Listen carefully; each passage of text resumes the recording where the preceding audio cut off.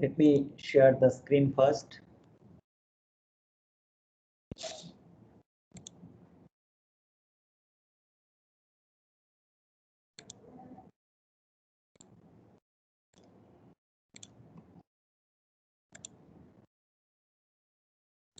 Okay.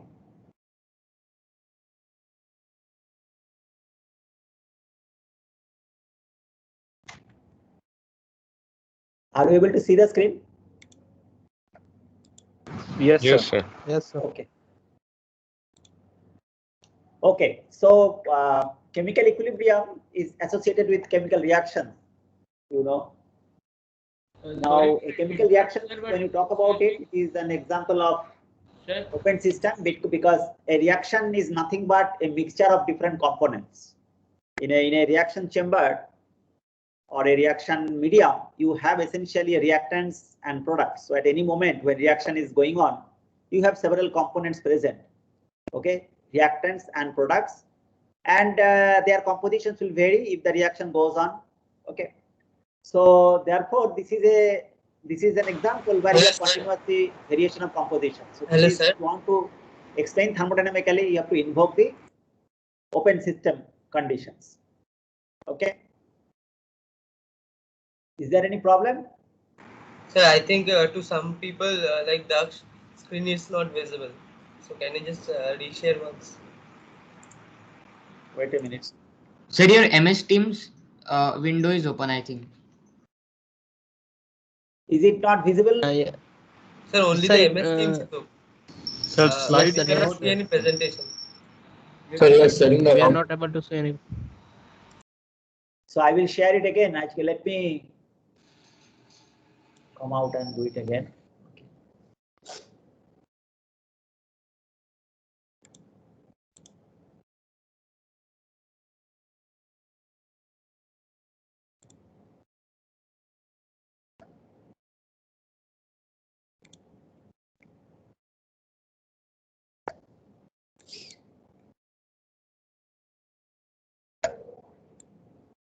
What happened?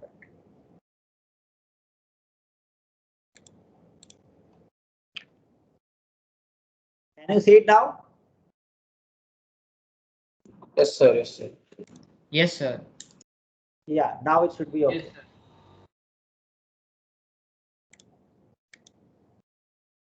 Sir, Yes.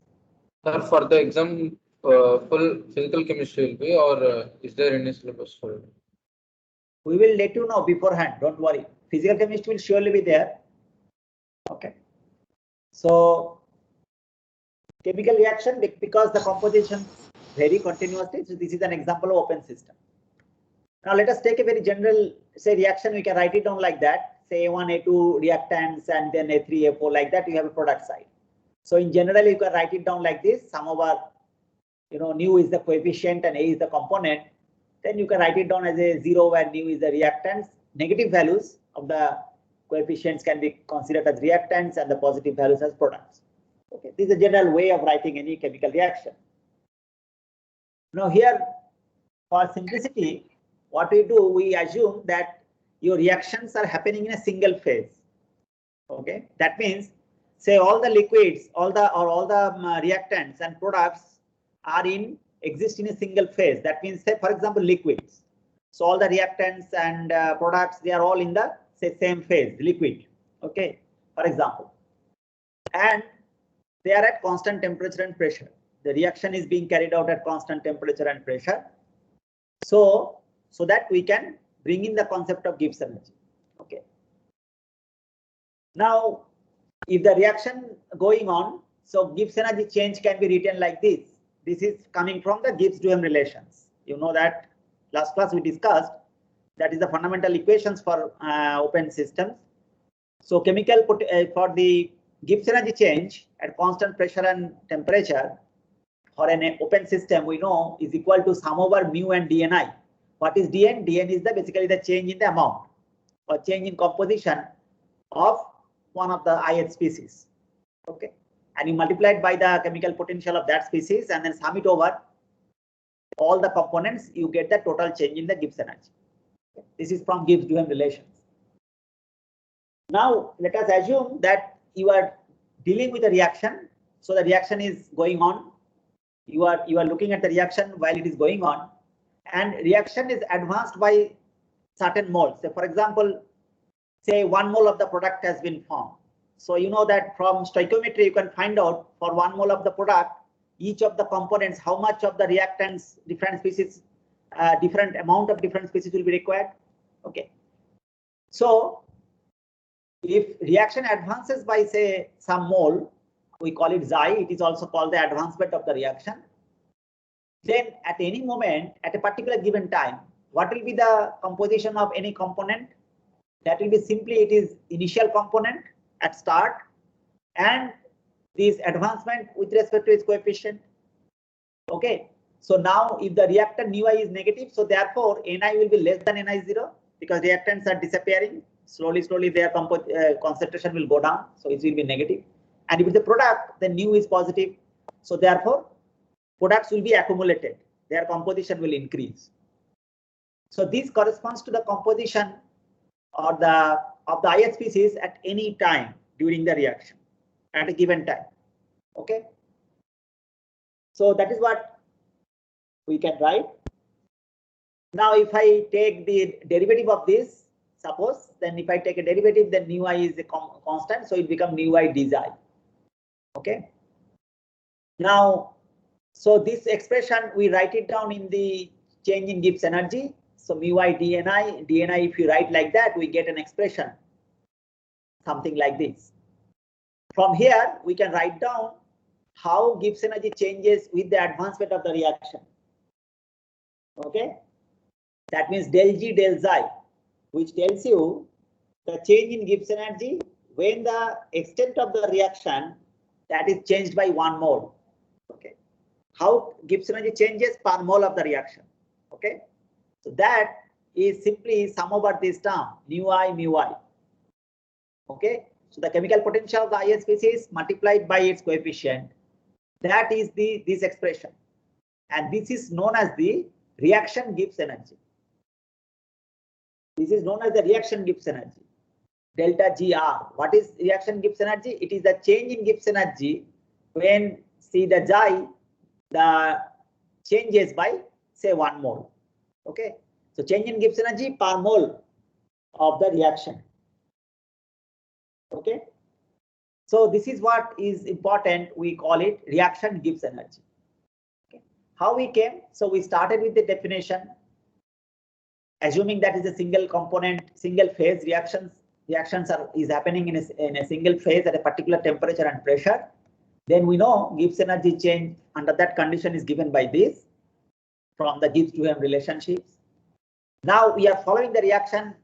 So at any given time, reaction is happening. So the components, the reactants will change, decrease gradually. Product will increase.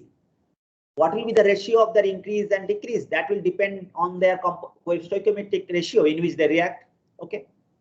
So everyone has some composition, some concentration at the initial point. Along with that, you will have either addition or subtraction. That means decrease or increase of the composition at a particular time, depending on whether it's a reactant or product. Okay. So in general, you can write it down. The ith species composition at any given time can be written simply like this, and then from there you can find out the Gibbs energy change, and therefore the change in rate of change of Gibbs energy with respect to the advancement of the reaction. That means with respect to per unit of xi, when xi changes by 1 mole. So this is known as the Gibbs energy for the reaction or reaction Gibbs energy. Now looking at this condition, we know 3 possibilities are here. If suppose delta GR is less than 0, suppose given a reaction with a particular composition, you can find out what is delta GR value. If you know the chemical potential and the compositions, all these things are available to you, you can find out delta GR. Now you may see that delta GR is less than 0. That means it's negative, so you know that then it will be a spontaneous reaction.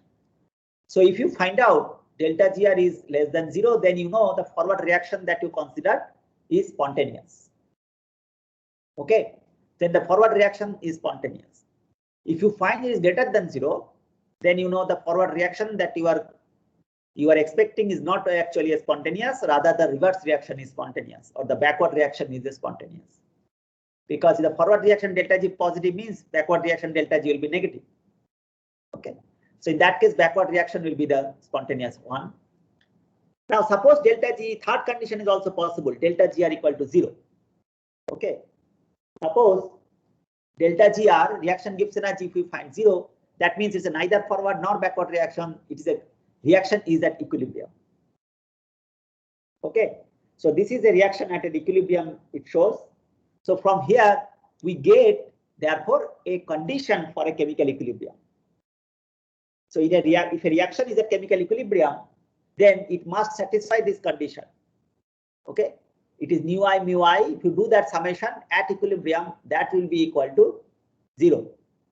Okay, so therefore by looking at this, by measuring these quantities at equilibrium, if you know the chemical potential, if you can measure somehow, then if that summation should be 0, and this applies to all kind of chemical equilibrium.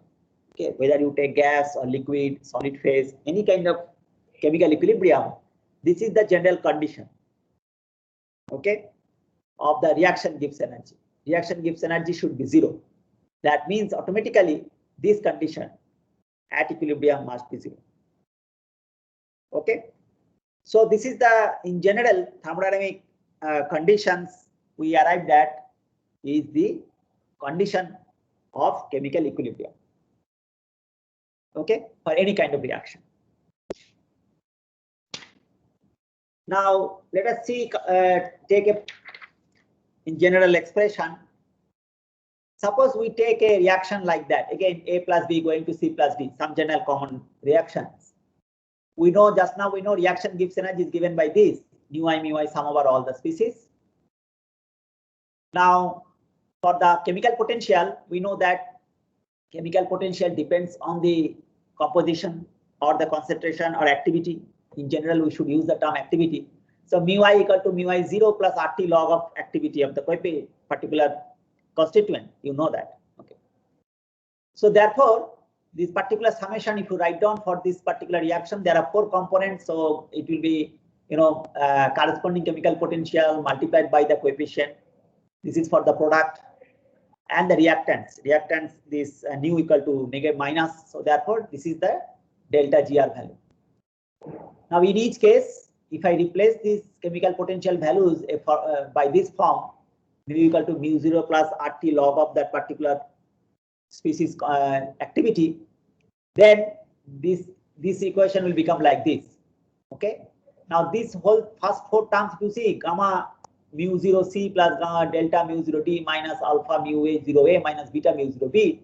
This is nothing but delta GR of the reaction under standard condition. Okay, all are 0. 0 means is a standard condition. So this is basically delta GR at standard conditions. Okay, so we call delta GR 0. And this is RT log of the other term we have written like this. Okay, negative value for the reactant coming in the denominator in the log, and this is the product term. Now we know that at equilibrium, this delta GR equal to 0. Okay, so the left hand side is 0 at equilibrium. That is the condition of equilibrium. So if that is 0, then delta GR 0 becomes minus RT of this. Okay. So at equilibrium, this ratio at equilibrium is nothing but the equilibrium constant. Okay. So therefore, we get this delta G0 is minus RT log of Ka, the equilibrium constant. So this is this very important relationship we get for any chemical reaction. It says that you have a standard reaction Gibbs energy, how it is related to the equilibrium constant Ka. Okay, this important relation. This is also a way of calculating the equilibrium constant by knowing this delta G0. Okay, so if you know the standard Gibbs energy change for the reaction, then one can actually measure equilibrium constant at a particular temperature from this expression. Okay, so this is a way of measuring equilibrium constant. It's a very important relation. delta G0 equal to minus RT log of equilibrium constant. Okay. And since you see we have used the term activity, so therefore it is actually a general expression. It is valid for any system, whether it is ideal gas, ideal system, ideal gas, ideal solution, or real solution. Okay. In any case, for any type of reactions, this expression is valid. Okay. And then you can, this is a general expression. Now you can be very specific. Say, for example, in a gas, if you are handling gas, ideal gas, then you know in ideal gas activity and same as the pressure.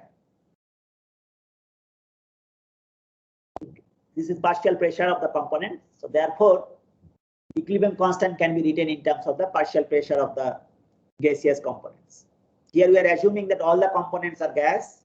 It's a single gaseous phase reaction and all are ideal in nature. So if they're ideal in nature, then you know that for ideal gas activity is same as the partial pressure. So then simply one can write it down in expression this. So delta G0 then becomes minus RT log of Kp. If one takes the solution, ideal solution, then we know that activity is same as the concentration. Okay, because there is no interaction between the particles, activity is same as the concentration. So in that case, simply this equation can be written like that. Delta G0 will be minus RT log of Kc. That means equilibrium constant with respect to the concentration. Okay. This is equilibrium constant with respect to the pressure. Okay.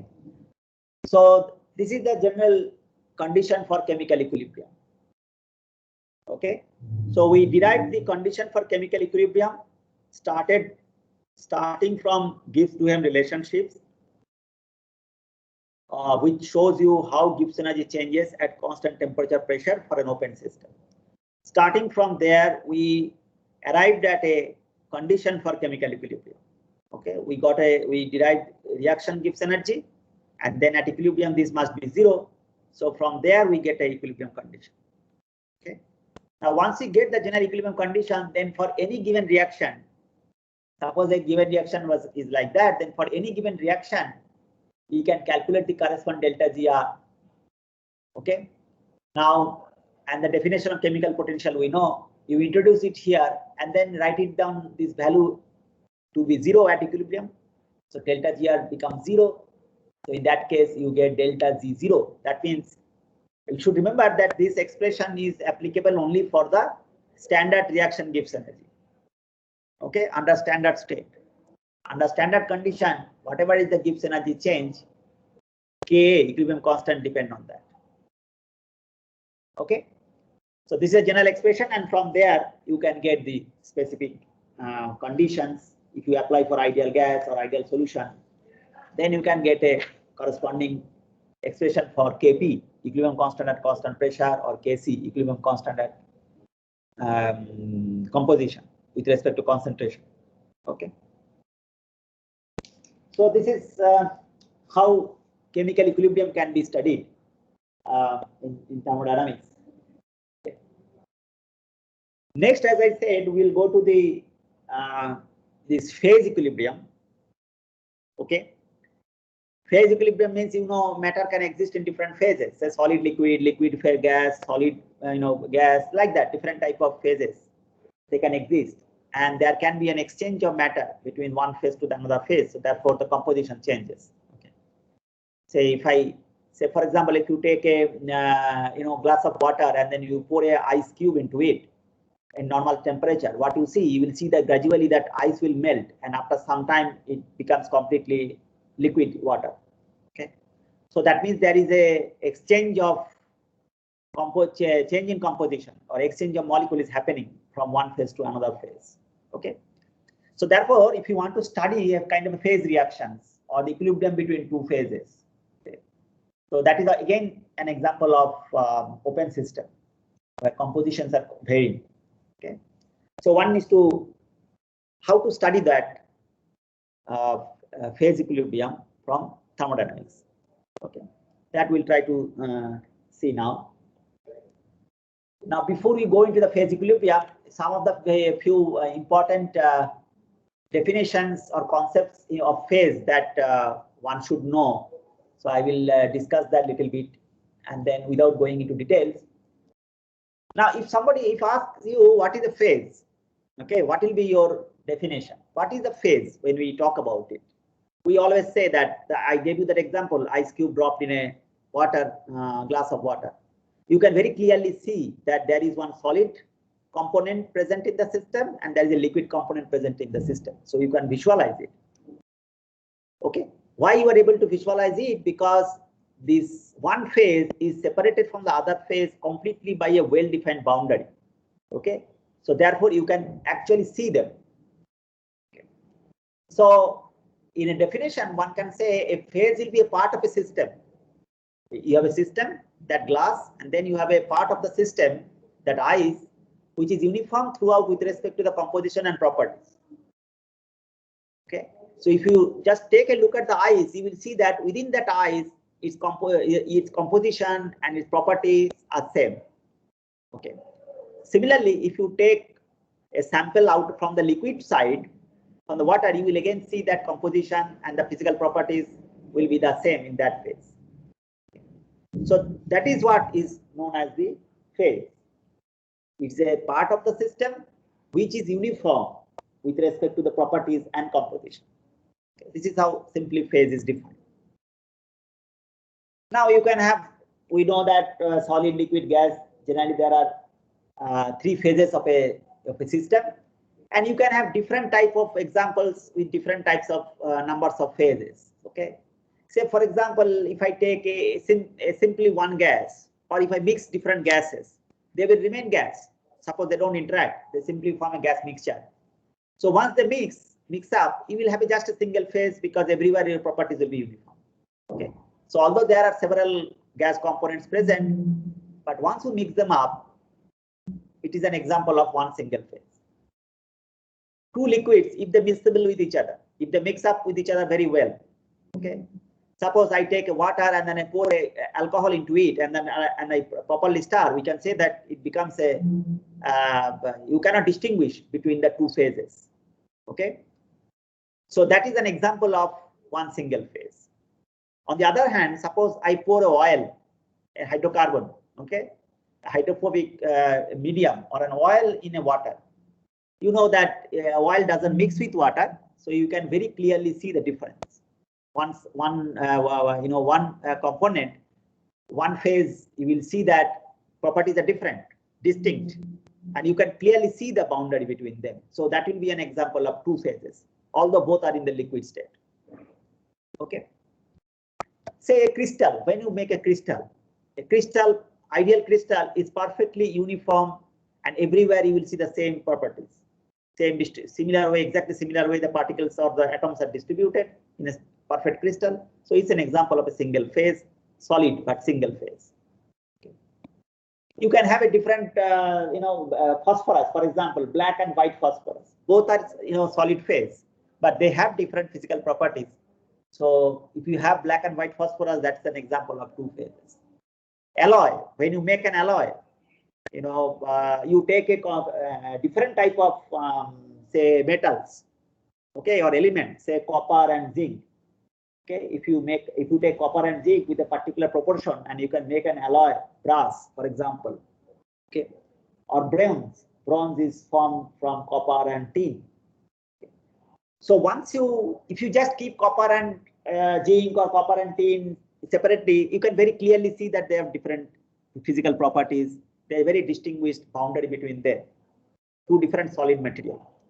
But if you mix them at a particular ratio, if you melt and mix them in a particular ratio and form an alloy, once the alloy is formed, that alloy you will not see any difference between them. Everywhere in the alloy will have a particular fixed composition and fixed properties. So alloy is an example of a single phase.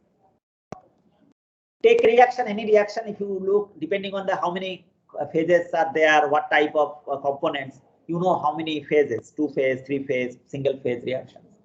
Say calcium carbonate, it just decomposes into calcium oxide and carbon dioxide. So you can see there are 3 phases because 2 solids, 1 gas. Now even in the 2 solids, they are different. Okay, so the calcium oxide form and the calcium carbonate from where it formed, they have a very different kind of a properties. Okay, so all the solid, but they have a different characteristics. So therefore, you will have this is an example where you have 3 phases. So this is what one knows. A very simple language. What is phase, and example of different types of phases. Next is you want to quantify phases. You want to study the phases. Then certain parameters you need how to explore the properties of phases. So certain definitions you need. One is called constituents. What is the constituents? Constituent is nothing but all the chemical species that are present in a system.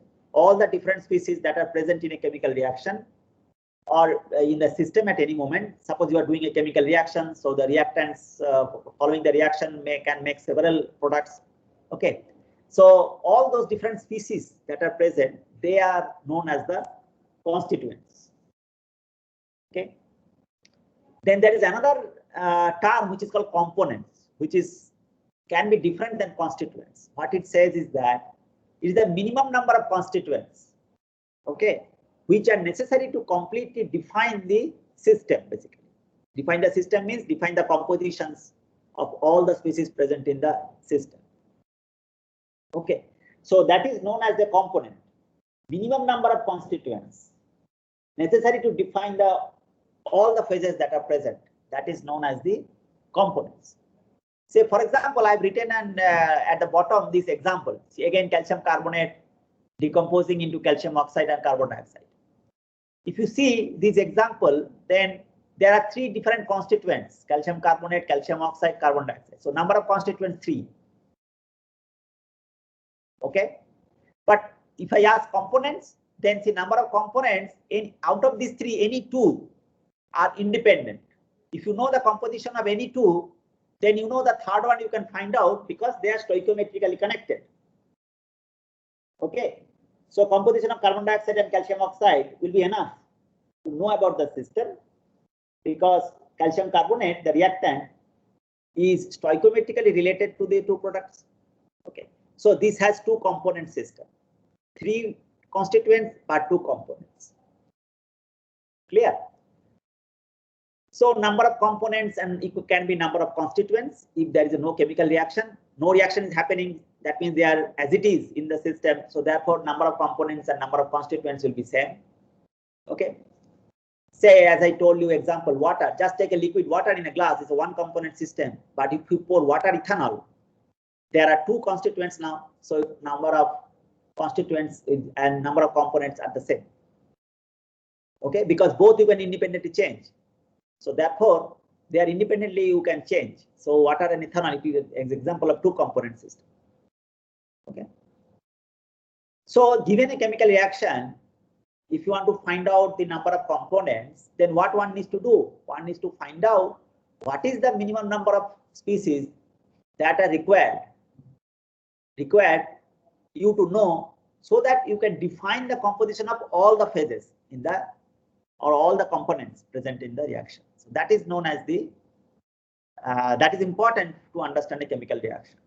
Minimum number of species that is required to describe the entire system. Okay, that is the components of the reaction. Okay, so this is hello, sir. Yes. Sir, can you say component once again? What is it?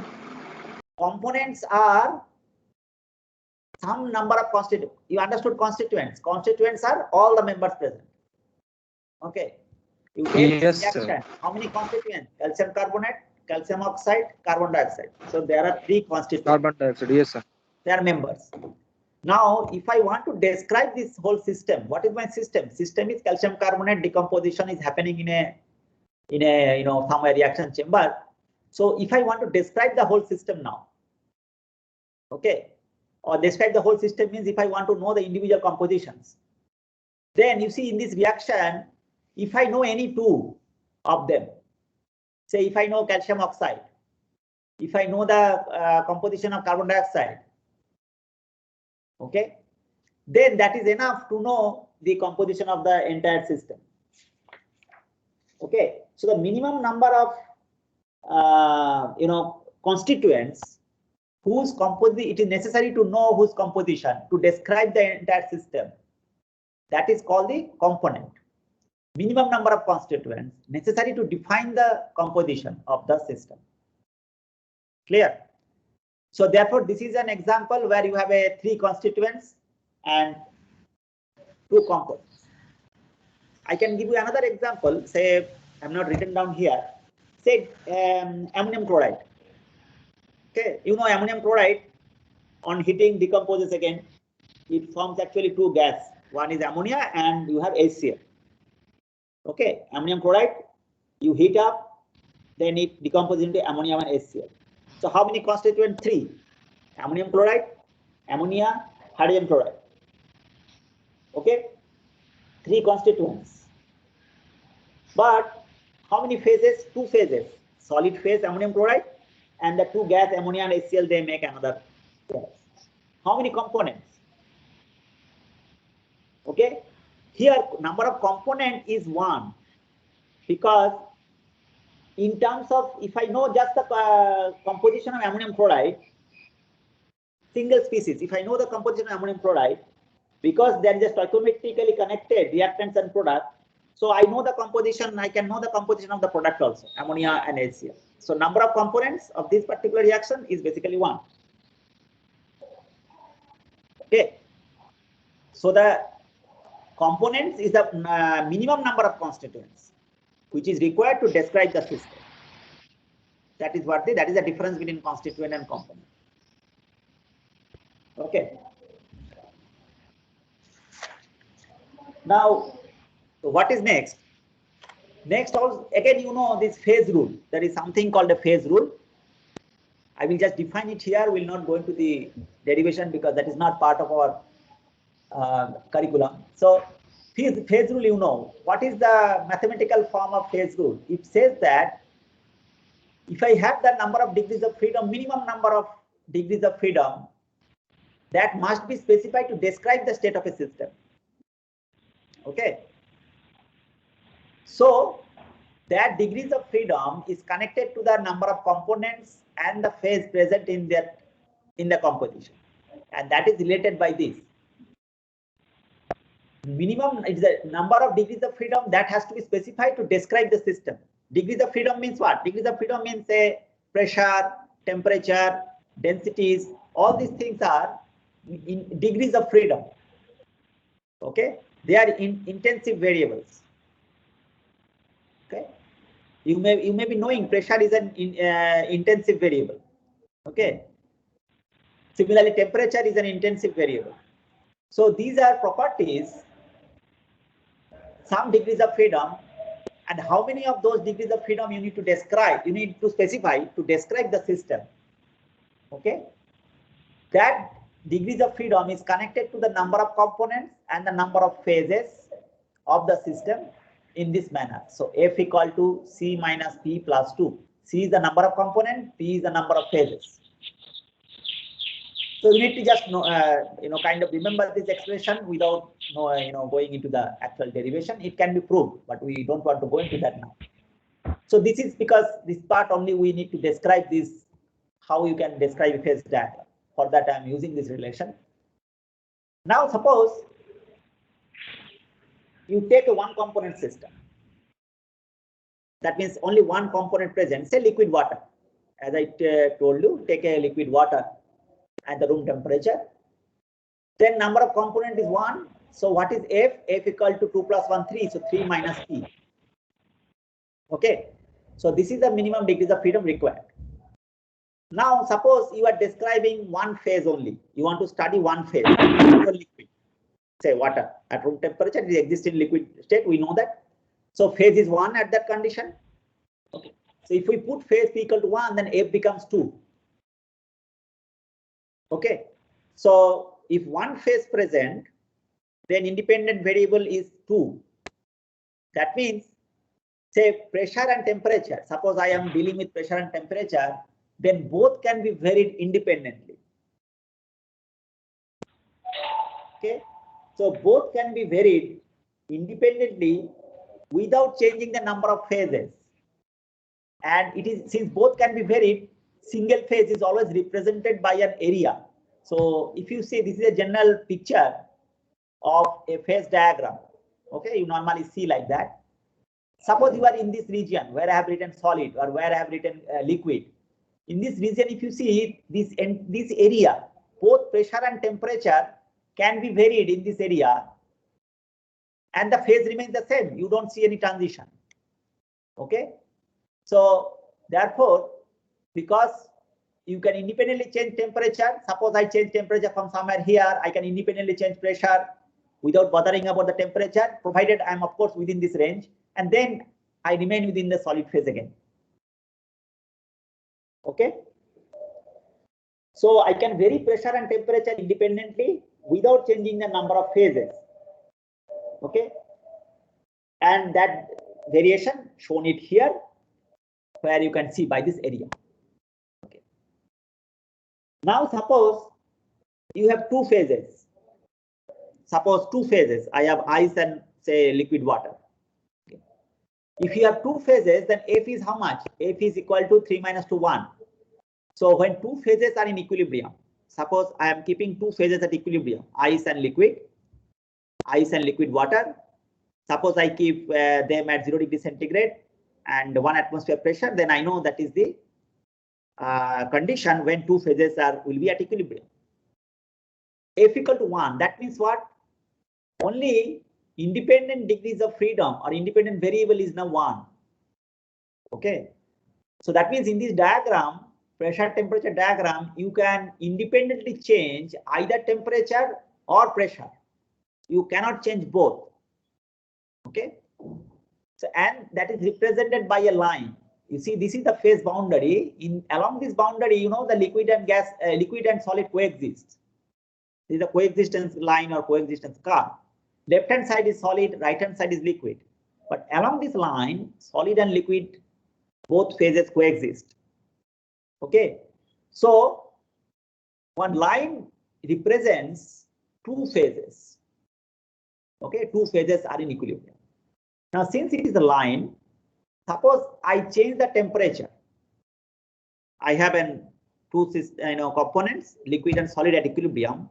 Now, suppose I change the temperature, and I still want to maintain equilibrium at some point.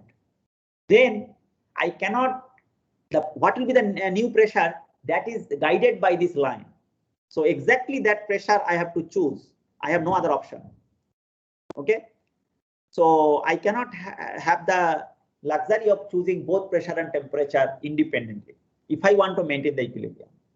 Okay, similarly, if it is equilibrium at particular pressure, if I change the pressure and I still want to maintain the equilibrium, then I must specify the temperature along this. Looking at this line, I must specify the temperature so that equilibrium will shift to a new point, but still equilibrium will exist.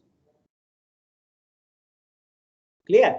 So that means two phases are represented by one line, and you have only one independent variable with you. You can either change pressure or temperature. You cannot change both.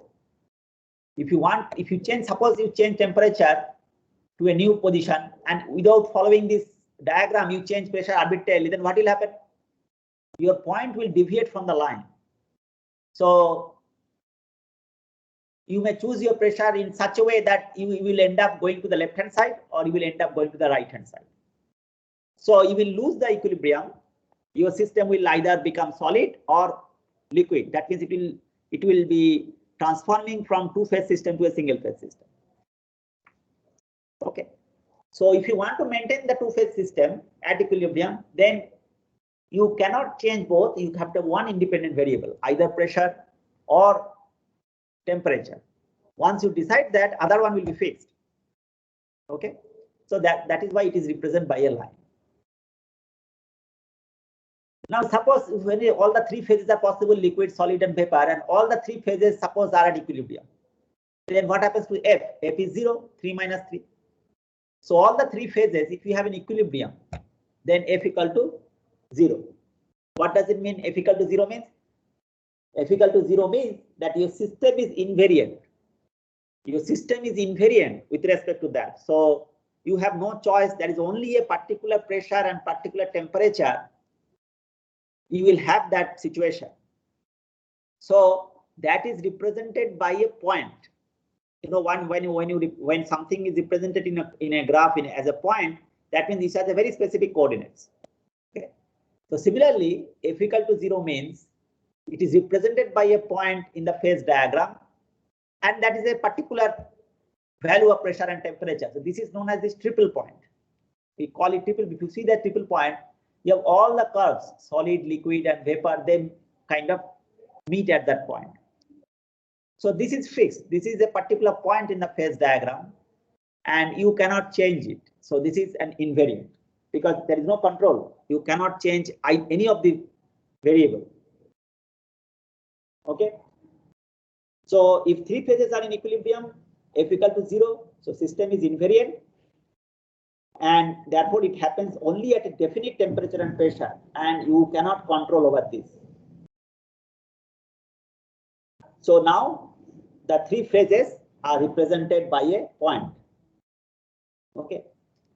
And for a given liquid, this is a characteristic of a liquid. So see, water, it will have a particular value. If you take any other liquid, it will have its own triple point. Okay.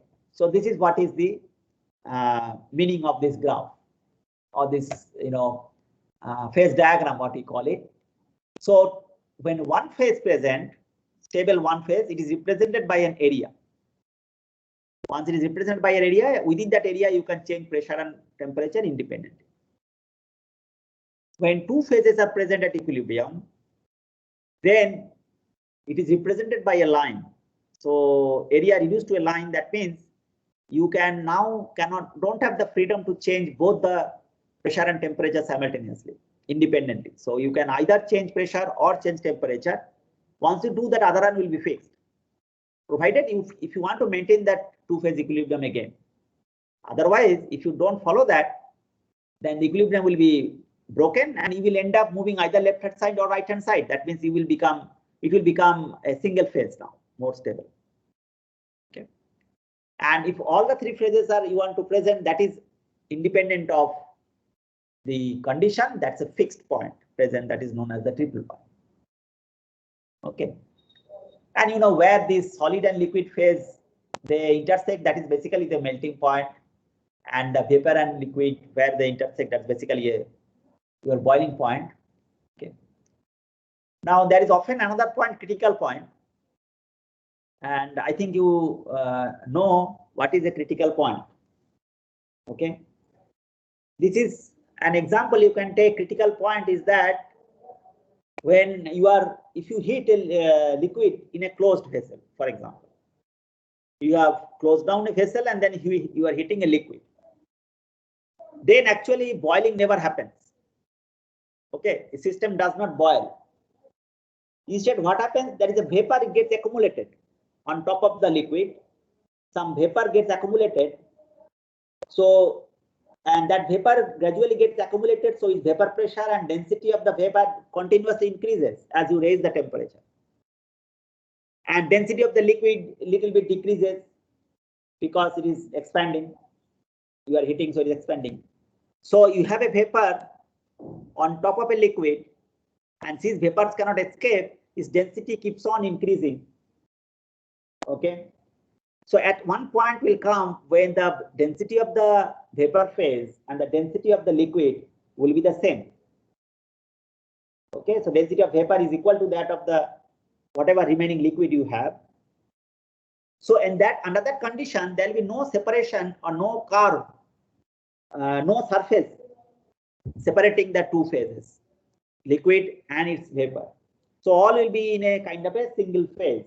So your phase boundary disappears. This particular temperature is called the critical temperature. See, it is a critical point. The curve comes here and then it stops. There is no boundary after that. Okay, because the boundary disappears because both the phases now have the same density. Okay, so this temperature is known as critical temperature because the liquid is really in a critical state now. So therefore it is called a critical temperature.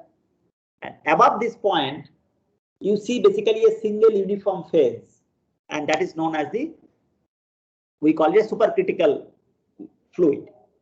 So beyond critical point, you basically see a type of liquid, a fluid. Okay, it's neither liquid nor a vapor. It's basically a fluid, and with a particular property, unique property. So therefore, we call it a supercritical fluid. Okay. For example, in liquid, if you take water, this supercritical temperature comes around 324 or 323, like that degree centigrade, and very high pressure, say 200 plus 210 or 220 atmosphere pressure. Okay. So this is not a our concern, but since we are going to talk about now phase equilibrium, so it is important that you know the basic definition of phase, and when equilibrium exists, then you need to maintain, or you can only walk around these lines. Okay, so these are the things that are very important. Now we will talk about equilibrium here along this line. Okay, two phases at equilibrium. Okay. Now, when two phases are at equilibrium, then what happens when two phases are at equilibrium? Then you see these are the conditions. The temperature of the two phases must be same. Suppose I have two phases, say alpha, beta, they are at equilibrium with each other. Then the temperature will be the same, pressure will be the same, chemical potential. These are the conditions. Okay. So these are the conditions for an equilibrium to establish between two phases. Temperature of the two phases must be same, pressure of the two phases must be same, and the chemical potentials of the components that are present in the two phases, they also must be the same. Okay, so this is important, that conditions for any phase diagram or any phase equilibrium. Okay.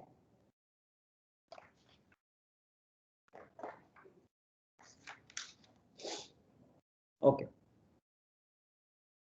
So I hope you understood this basic definition part. Next, we will talk about what is this phase stability. So I have written down the same thing here again. So basically, temperature, pressure, and chemical potential, they must be the same if two phases are at equilibrium. Now, how do you define the stability of a phase?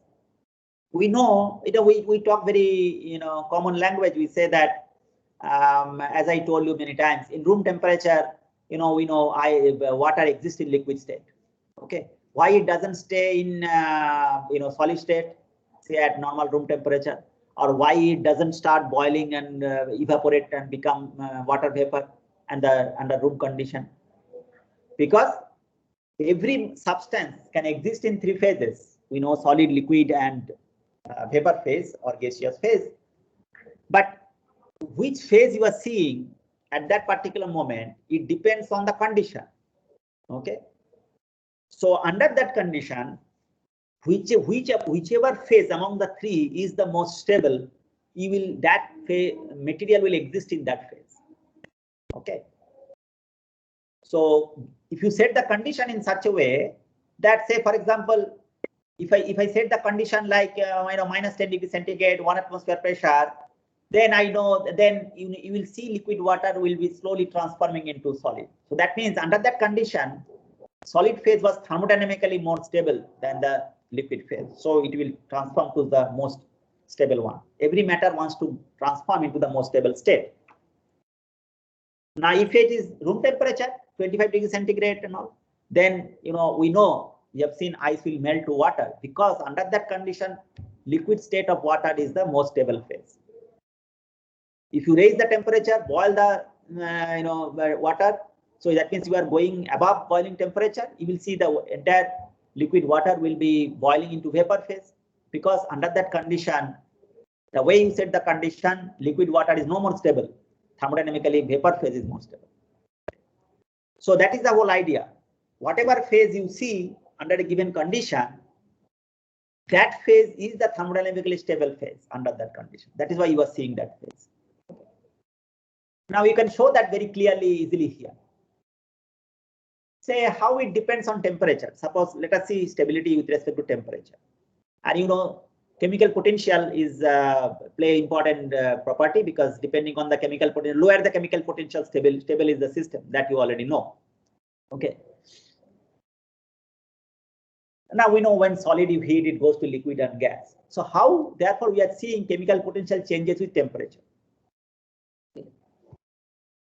Now, what is chemical potential? You know this expression, molar entropy. Suppose 1 per mole you are writing dG equal to VdP minus SdT. We know that. So d mu equal to VdP minus SdT per mole. Okay. Now, I want to see the change in temperature. So if I differentiate del mu del T at constant pressure, I'm changing at temperature at constant pressure, then that becomes minus S bar, that means molar entropy. Okay. So del mu del T, change in chemical potential with temperature. I'm plotting chemical potential with temperature. That is actually negative of the entropy, molar entropy value. Okay. So the first thing is that what is S bar is a positive quantity, entropy is always positive. So therefore, if I plot chemical potential as temperature, that this is basically the slope, del mu del T, slope will be negative. Okay. What does it mean? If I increase the temperature, then mu must decrease. Okay. So therefore, if I plot mu versus T, chemical potential versus temperature, you see the slope will decrease, negative slope, solid, liquid, gas. Okay. So all of them will show negative slope. Okay. Slope is negative. Now suppose is entropy.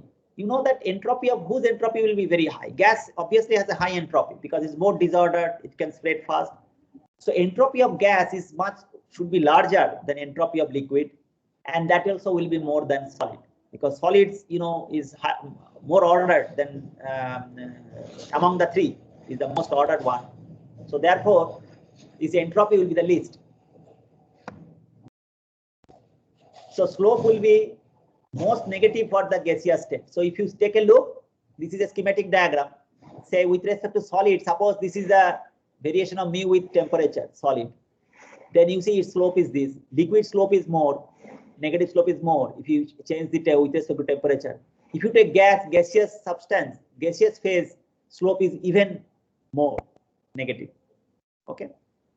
Now this is, suppose this is a given variation for a solid, liquid and gaseous phase. Now, if you see, suppose you take a look at this phase, this particular region. Before that, say wherever the two phases intersect is represent the melting or boiling temperature, phase transition temperature. So you see that liquid and solid intersected here. So this represents the melting point. Similarly, liquid and vapor or the gaseous phase intersect here. So this point actually represents the boiling point. Now, at any point here, which phase is stable? You will see the solid phase is stable, because out of the three phases, you see the chemical potential value is the lowest, okay, for the solid phase. So that means solid phase is the most stable among the three until within this region. Okay, so the phase with the lowest mu value, lowest chemical potential value, is the most stable phase at a particular condition, at a particular given temperature and pressure. If you come here beyond the melting point, now you see out of solid, liquid and gas, only the liquid has the lowest chemical potential value. So within this region, liquid phase is the most stable. Okay.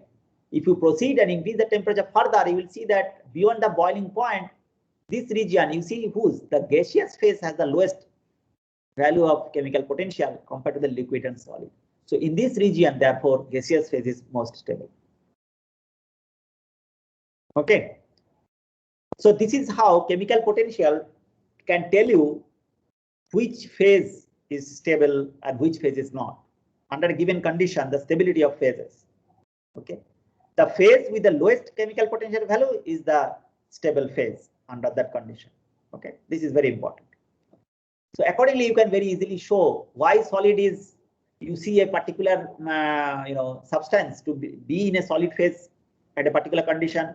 If you change the condition, it can undergo phase transition and becomes a liquid. If you further change the temperature, you can see that it undergoes another phase transition, goes to vapor. So this thing you see, because you are with respect to temperature, the variation of chemical potential, rate of variation of chemical potential is different for solid, liquid, and gas. That results in different stability of different phases under different conditions.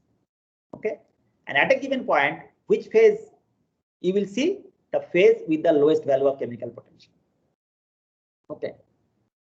Now, if the two phases have the same mu value at any point, suppose you have two phases of one system, component system, that means a water, two phases, same exist at the same mu value. That means they are at equilibrium. So if the two phases have same mu value, chemical potential value at a particular temperature and pressure, then those two phases are actually at equilibrium at that temperature pressure. So this Tm, you see at the melting point, see the chemical potential of solid and liquid phases are same. So they are at equilibrium at that temperature. Okay. Similarly, if you see this point, particular point where you have liquid and gaseous phase, okay, they have the same chemical potential value. That means they are coexisting at that particular temperature pressure. Okay. So this is what is known as the stability of a phase. So what I discussed in written it here, say T equal to Tm, melting point, you see the two chemical potential of solid and liquid are same. So therefore coexistence of solid and liquid phase. T equal to Tv, at boiling point, you see that again chemical potential of liquid and gaseous phase are same. So this is the coexistence of liquid and gas phase. Okay. And when T is less than melting point, I told you here, T is less than Tm. This region, you see the mu solid is lowest. So mu S is lowest, so stable solid phase. In between melting and boiling point, mu of liquid, chemical potential liquid is the lowest. So therefore, that's the stable liquid phase you see under that condition. If T is greater than Tb, under this condition, you see the gaseous phase is more stable. Chemical potential of gas is lowest. So this is a stable gas phase. Okay. So this is how stability of a phase depends on temperature at a particular pressure. Now, if you want to see what happens to the phase stability, or depending on the pressure, how phase stability depends on pressure. Okay, how it depends on pressure. You can do it in a similar way. Now we are trying to find out change in chemical potential, how chemical potential changes with pressure now. Okay. So again, we start from this expression. Now we suppose you want to find out change in chemical potential with pressure at constant temperature. So therefore this becomes V, molar volume V bar. Okay. So chemical potential, rate of change of chemical potential with pressure at a particular temperature is nothing but the molar volume at that temperature. Okay. Now, since it's a volume, so it is always positive. This number is always positive. It cannot be negative. What does it mean? It means that if I increase the pressure of the system, then chemical potential also must increase. Or if I decrease pressure, then chemical potential must also decrease. Okay, so that the ratio remains positive. Okay, so mu must decrease. Suppose we are talking about decrease in pressure. So therefore, if we decrease the pressure, chemical potential must decrease, provided you and maintain the constant temperature. Okay. Now let us compare between solid, liquid, and gas and see what can happen if you decrease the pressure. The effect of decreasing pressure. So that will obviously depend what is the volume of solid, liquid, and the gaseous phase. Okay, three phases of the same of the component. So let us say melting. Melting means solid going to liquid. Now solid going to liquid, in most cases, volume of liquid is greater than volume of solid. Okay, if volume of liquid is greater than volume of the solid, then what one can see is that there will be a decrease in the melting point. Okay, how? We will see that here. And volume of liquid, if it is less than the volume of solid, that means volume of solid is greater than volume of liquid. This is the example of ice and water. Okay, you know that volume of ice is larger than volume of water. So if you decrease the pressure, then you will see the increase in melting point. Or if you increase the pressure, you will see decrease in melting point of ice. Okay. So low temperature, at low temperature, less than 0 degree centigrade, ice will melt. If you increase the pressure, this has practical, applications. Okay. We will, I will discuss it after some time. So solid liquid, you can have two possibilities. Okay. Now liquid to gas, if you do the other transition, liquid to gas, no matter what, always volume of gas is much higher than volume of liquid. Okay. So then how it affects the boiling temperature? In this graph, I tried to explain to you that. Okay. Suppose the solid lines are solid, liquid, and gas, what we discussed here, same one at a particular pressure. Okay, at a particular pressure. So these solid lines represent the variation of mu with temperature. And the dashed lines represent, again, variation of chemical potential of solid, liquid, or gas at another pressure, which is lower. Okay, so I'm seeing the effect of reducing the pressure. Okay. Now, and I am assuming that your first case, volume of liquid is greater than volume of solid. This graph is for that. Now, what we are seeing is that if I decrease the pressure, then entropy of, the chemical potential will decrease. So solids line will become slightly lower. It will be slightly lower values. So this S prime will become new variation. Okay. So at a lower pressure. Now volume of liquid is greater than volume of solid. So volume of liquid will also decrease, but decrease will be little higher. So you can see, if you can make out, liquid also decreases this dashed line, and this is affected slightly more than the solid. Okay. When you go to the gaseous phase, you can see the volume is much higher. So you will see much more decrease. Okay, in chemical potential if you decrease the pressure. Okay.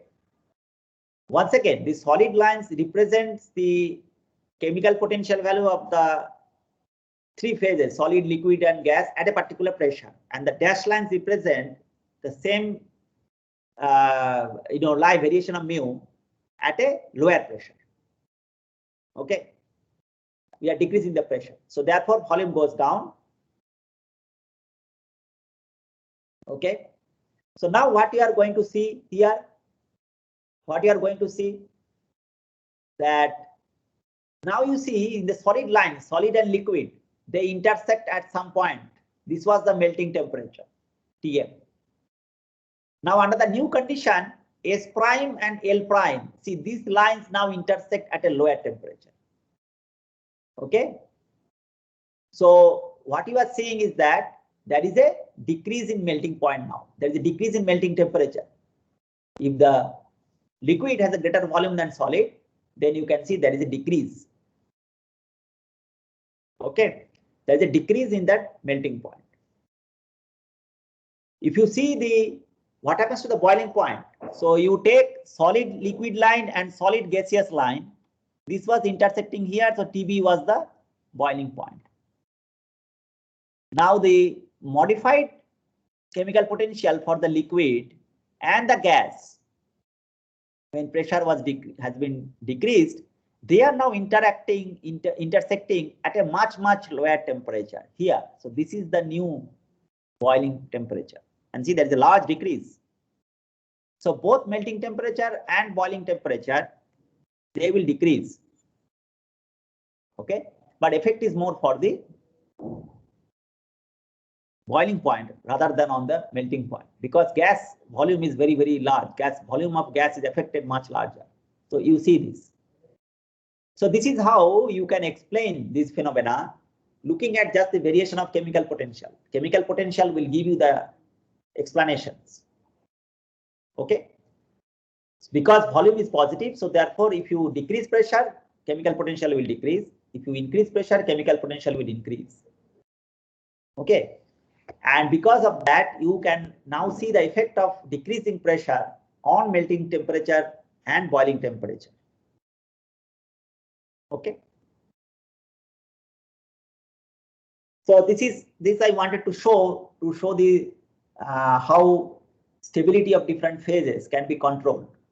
Okay, by changing the temperature or by changing the pressure, what happens to the stability of phase and what happens to the coexistence point, the melting temperature, how those gets affected.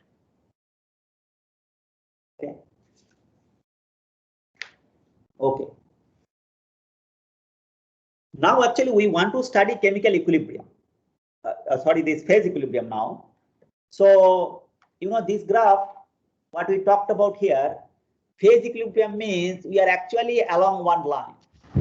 In the pressure temperature diagram, either we are along this line, that means solid liquid, or you are along this line, that means maybe liquid vapor.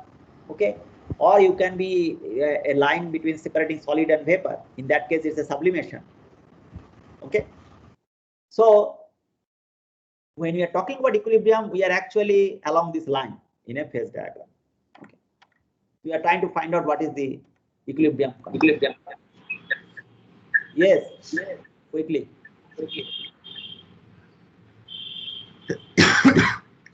Anybody has any doubt, or we will come back?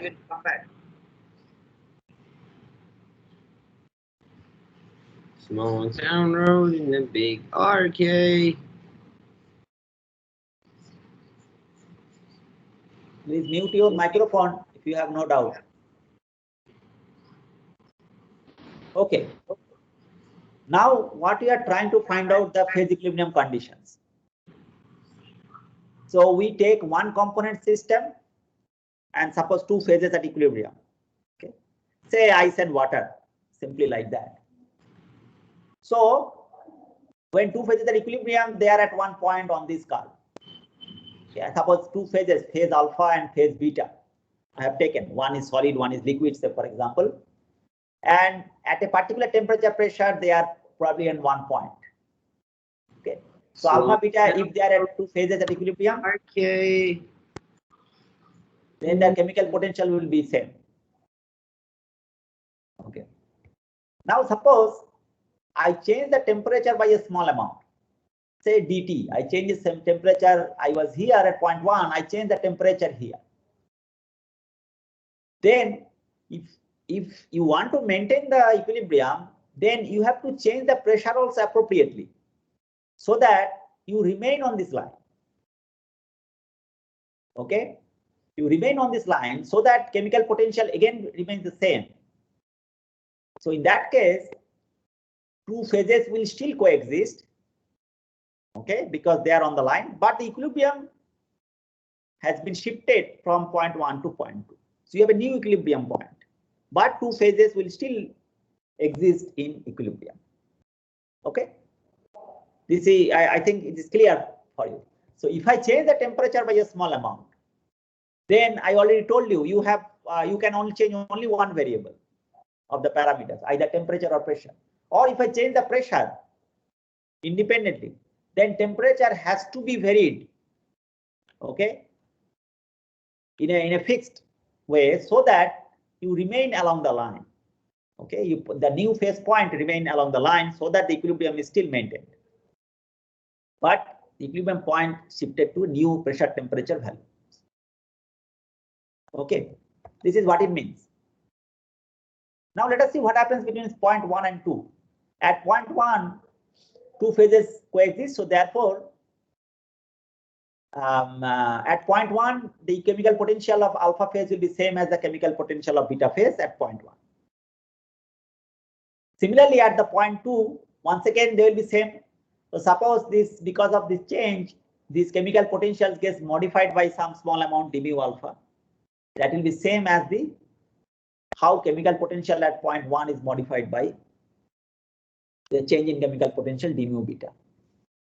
If you do that, then you can see that change in chemical potentials are also same. Okay, so to maintain the equilibrium, at the new state point, the change in chemical potential of the two phases, okay, must be the same. Okay, that's what it comes from here. If this is the condition maintained, then only you will remain along this line. Okay, so this is what we have found now. Now, what is d mu? We know that it is basically molar change in Gibbs energy. So it is VdP minus SdT, molar volume V bar S dP and S bar dt. So what is d mu alpha? Is V alpha dP minus S alpha dt. Okay, and this is for the beta state, beta phase. So it is V beta dP minus S beta dt. Okay, from here I can get an expression for dP dt. Why I am measuring dP dt? Because I want to see that if I change the temperature by some amount, what will the necessary change in pressure so that equilibrium is maintained. Okay, so therefore this is the condition to maintain the phase equilibrium. Okay, so therefore we want to find out dP dt. Okay, rate of change of pressure with temperature. That is simply will be between the entropy difference between the two phases and the volume difference, molar volume difference and molar entropy difference. Okay, from here you can find out. So dP dt equal to this. That means delta S, molar change in entropy by molar change in volume. Okay. Now, since in phase transition, you know what is delta S? You know that it will be delta H by T. Okay. At phase transition, if you know the enthalpy of transition, then that divided by the temperature, transition temperature, that gives you the entropy. So therefore, we can rewrite this equation dP dt equal to del S delta S delta V equal to delta H by T delta V. In delta S, we are writing delta H by T. So this is become delta H by T delta. Okay. So this is rate of change of pressure with temperature, which is nothing but this slope of the curve. So this coexistence curve between two phases, this is the slope.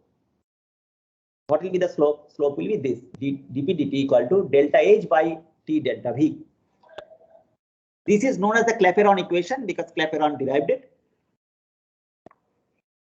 And this can be applied to any phase. It can be applied to any phase. Any phase equilibrium of any pure substance. This is a general equation. Clear? So this is the Clapeyron equation. It is very important not only to understand this. This is basically a quantitative expression to understand how equilibrium will be affected if you change the temperature or pressure. Okay, if you know the enthalpy change, if you know the volume change, molar enthalpy, molar volume, then you know what will be the effect of temperature.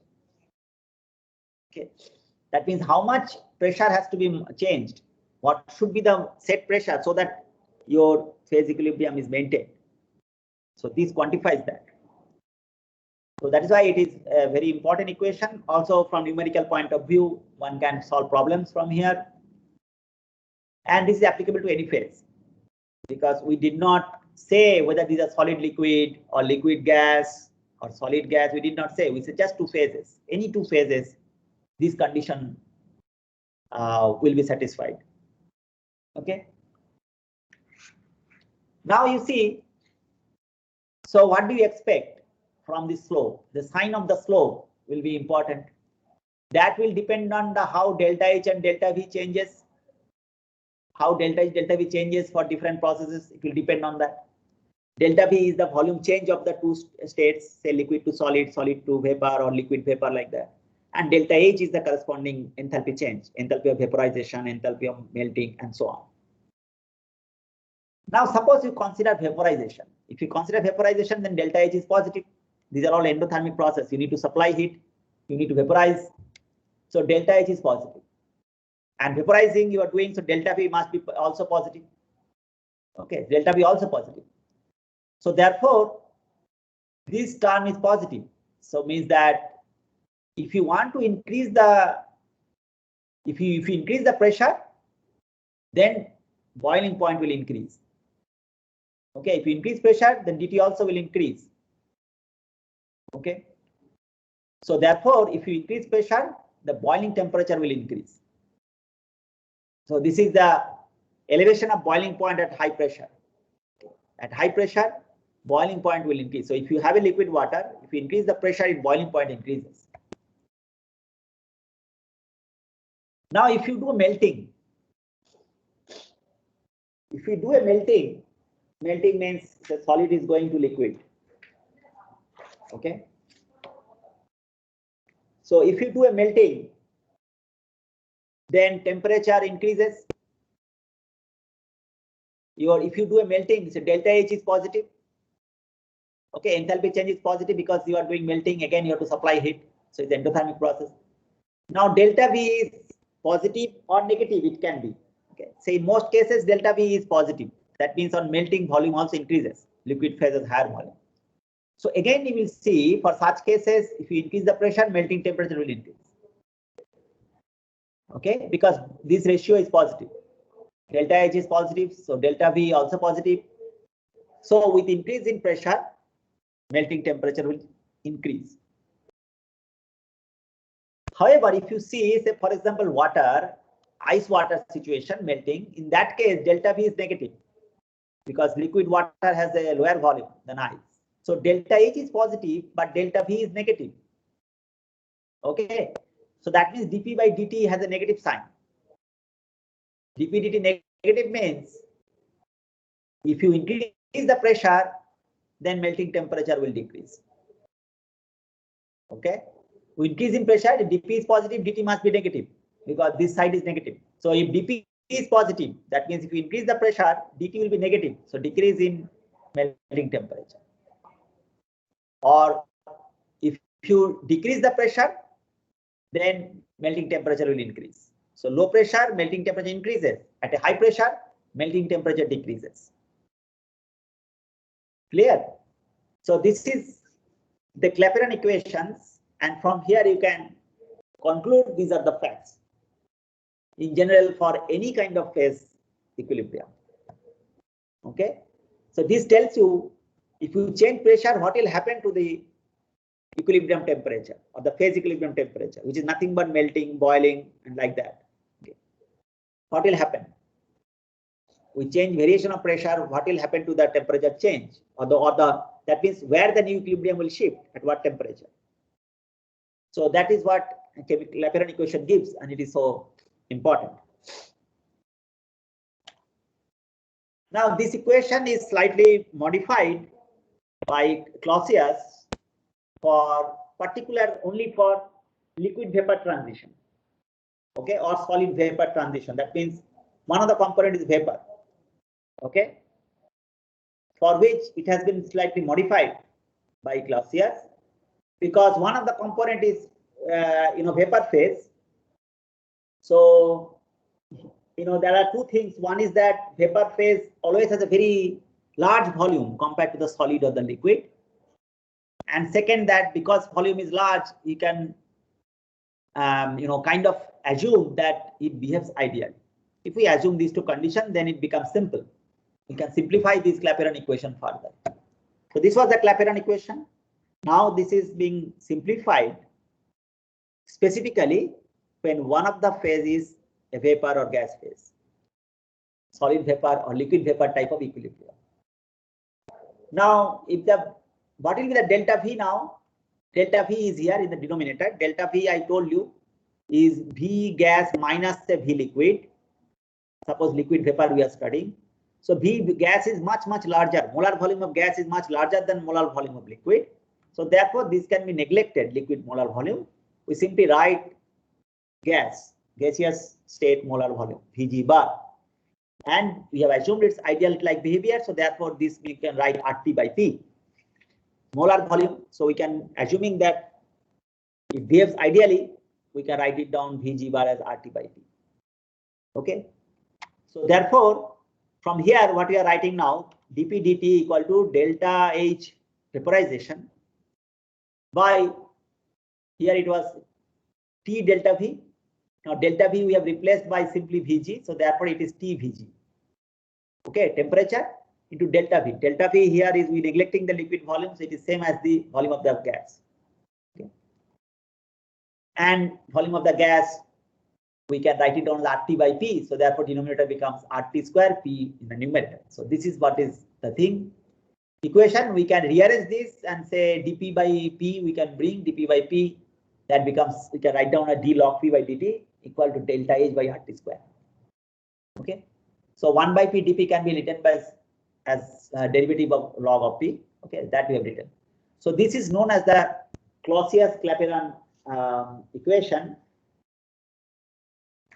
Okay, so this is known as the Clausius-Clapeyron equation, which is valid only for liquid vapor and solid vapor type of equilibrium. Now you can write it down in integrated form.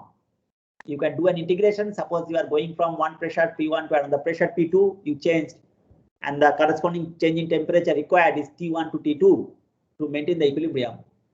So if you integrate this out, assuming that delta H vaporization is constant during that part, temperature range.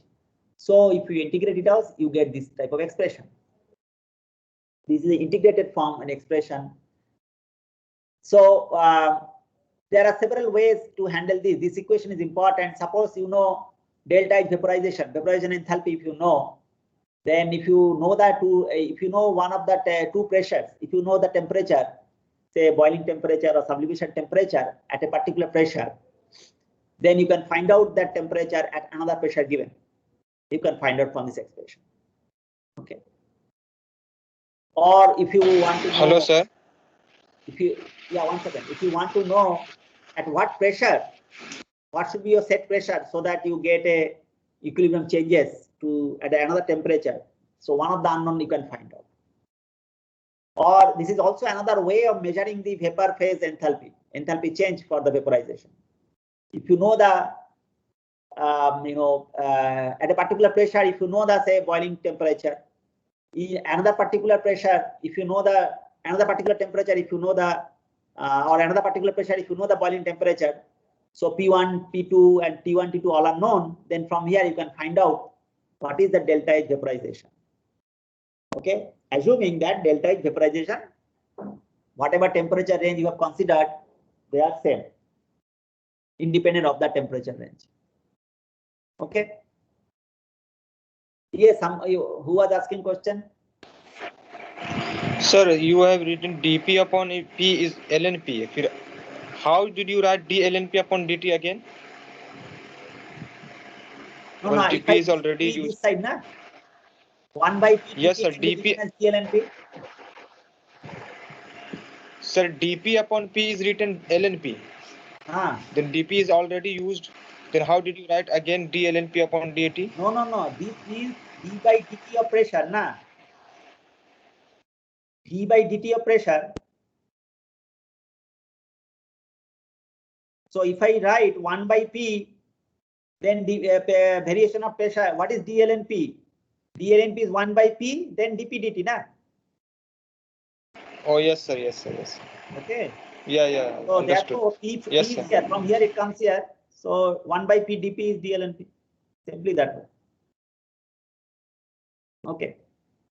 So this part is very important. So this phase equilibrium. So with that, actually, we are coming to the conclusion of your physical chemistry portion. Now, before I conclude, let me now, since I have some time, I can show you how these kind of problems, numerical problems can come, or you need to handle different type of problems. So just one simple problem I have given it here. Okay, say an application. Also, this will tell you how this is applied. Okay, ice skating you have seen. So people skate on ice. Actually, they put a blade under their shoe and they can skate.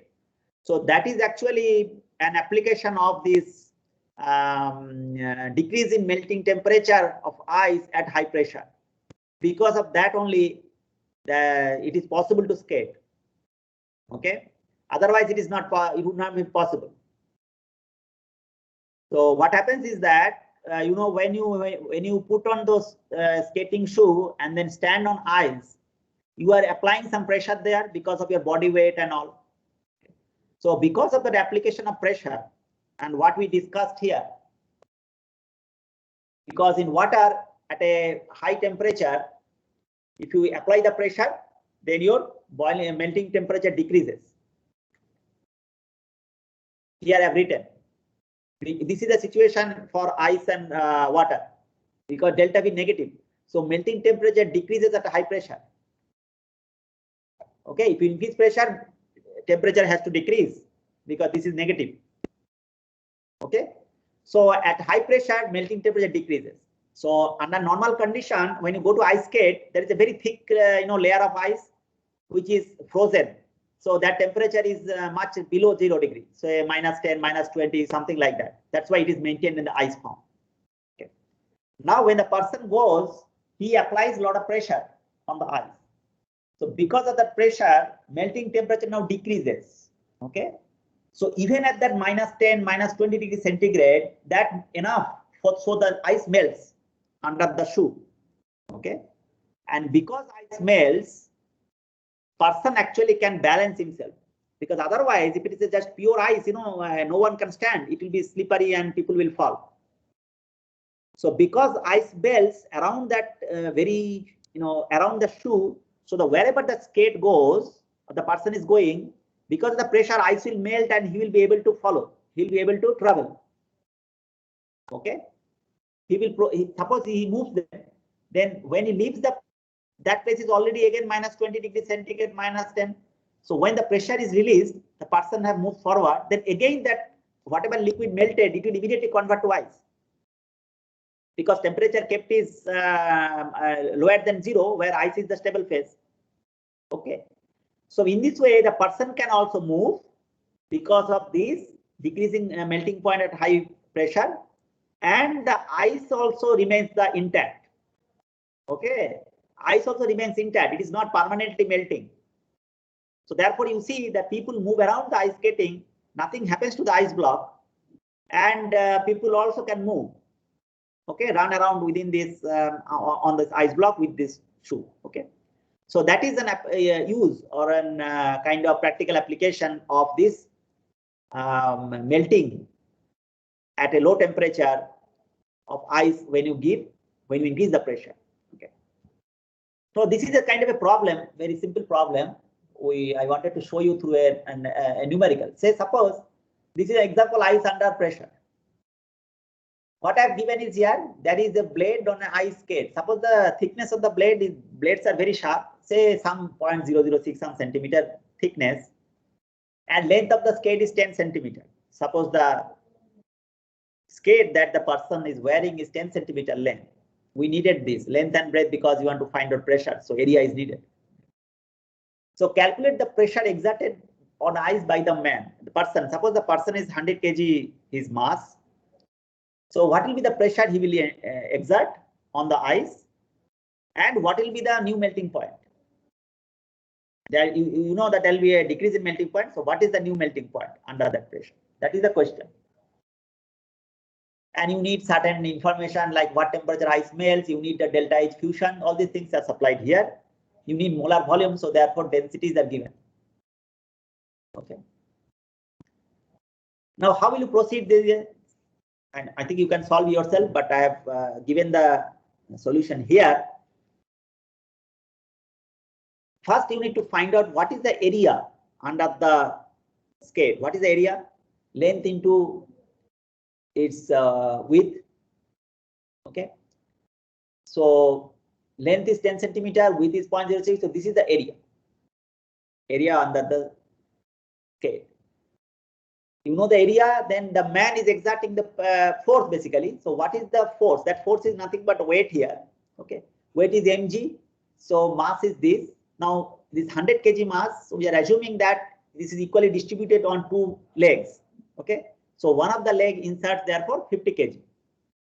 Okay, so we are dividing by half, therefore multiplied by 0.25. So this is the mass on one of the skate. And this is the G, so we have this much of pressure, force. This is force actually. This much force the person is applying. Now, if we divide by the area, then I will get pressure. So this is the pressure exerted by the skate, one of the skates. So pressure is this much is the force divided by the area of the skate. So if you know this much is the pressure, Newton meter -2, which is basically, you can see the such a high pressure is exerted. Okay. Now, so under normal condition, we have given it here at 1 atmosphere pressure, ice melts at 273. This was the normal melting temperature. So this is the new pressure. So what is delta P? Delta P is just this one minus 1 atmosphere. Okay. So that we now we know this is the we have to calculate. We have to calculate what happens to the new melting point under this pressure. This is the excessive pressure. So what is the new melting point? So we know this is Clausius. We have to apply Clausius because this is a solid liquid equilibrium. Remember, Clausius is for all equilibrium. Clausius Clapeyron is only for gaseous reaction. Okay. So this is in general. This should be Clapeyron equation actually. Clausius is not correct. Okay. So delta P delta T, we know this del H fusion by T delta V. Okay. Remember, this is the Clapeyron equation. The delta P delta T equal to delta H by T into delta V. Okay. The one. So we need to find out we need to find out delta T. So the rest of the things we should know. So what is delta P? Delta P is 817 minus 1. So that is this one. We know that this is Newton meter -2. Okay. Then delta V you have to find out. What is the volume? Volume is something by just simply molar volume. So V liquid, molar volume of liquid and solid. And density is given. So if you divide mass and 1 by density of liquid minus 1 by density of solid, this gives you delta V, molar change in volume. So molecular weight you know, so therefore densities are given. See, ice is given and water is given, so it is 1 by 1 minus this. So if you do that, delta V is this. Okay. So solid to liquid when you go, remember we know that in ice melting volume decreases, so therefore delta V is negative. Okay. So this is the delta V value. So what is delta T? Delta T will be simply from here, delta P into T0 delta V by delta H, this one. So now I have all the terms here. Delta P we have given here. T0 we know, initial original melting point, which is 273. And delta V we have found out from here. And delta H fusion is given in the problem, 6.009 kilojoule. So 6 into 10 to the 3 joule. Okay. Now, if you calculate all these things, you will see delta T is minus 5.82. Okay. So the change in difference in the melting temperature, delta T, is actually minus 5.8. So this is nothing but that in the two difference, Tm prime minus Tm. Tm is the initial original melting point and Tm prime is the new melting point. So therefore, the Tm prime will be simply, Tm is 273. So it is becoming 273 minus 5.82. So that is because this, so which actually means it is minus 5.82 degrees centigrade. So now you see, because of this weight of the skate, the melting point now goes below 0 degree. Okay. So melting point has now come to minus 5.8, close to minus 6 degrees centigrade. So therefore, at that, so now ice is melting at minus 6 degrees centigrade. So when the person moves, ice melts. So he can proceed with that pressure, and that water is giving the required friction for him so that he can stand. Otherwise, if it's a smooth solid surface, nobody can stand on that. Okay. So it is melting at a low temperature, and once the person moves, again the temperature is low. So therefore, immediately that melted liquid again will transform into solid ice. So that is how your block remains intact. Okay. So this is the problem that I wanted to discuss. So yeah, I will come back. So this is